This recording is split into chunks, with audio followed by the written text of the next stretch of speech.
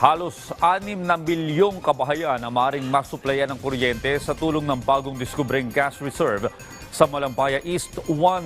Yan ay matapos i-anunsyo ni Pangulong Ferdinand R. Marcos Jr. ang pagkakatuklas sa gas reserve matapos ang mahigit isang dekada. Ang detalye sa report ni Clazel Pardilla.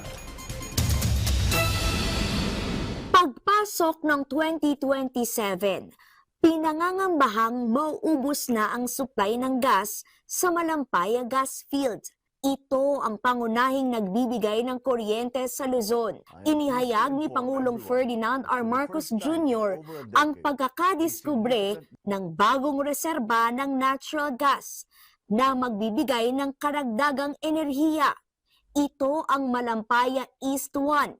Matatagpuan sa silangang bahagi ng Malampaya sa Palawan, 5 kilometrong layo mula sa pangunahing reserva. Tinatayang naglalaman ito ng 78 bilyong cubic feet ng gas o 14 na bilyong kilowatt ng kuryente sa loob ng isang taon. Ibig sabihin, makakapag-supply ito ng kuryente sa mahigit 5.7 milyong kabahayan, 9,500 na gusali o halos 200,000 paaralan sa loob ng isang taon. This helps Malampaya's contribution and strengthens our domestic gas supply for many years to come.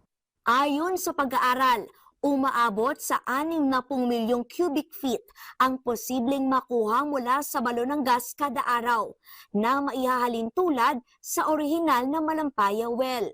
Aside from the natural gas, the discovery also includes condensate, which is a high-value liquid fuel. This additional resource can help support the government's efforts for the stabilization of our power supply. Ang May 1 ang unang tagumpay sa Malampaya Phase 4 drilling na pinangungunahan ng isang Pilipino. Kasama ang Camago 2, sinusubukan din ang Camago 3 at pagbubutas sa Pag-asa well para makahanap ng mas maraming supply ng kuryente. Sabi ni Pangulong Marcos, naging posible ang gas exploration sa pakikipagtulungan sa mga pribadong kumpanya habang tinitiyak na hindi napipinsala ang kalikasan. Patunay ito na sa responsableng pangangalaga sa kaligtasan at matibay na pagtutulungan ng gobyerno at pribadong sektor, makakamit natin ang mas maaasahang supply ng enerhiya para sa bawat Pilipino.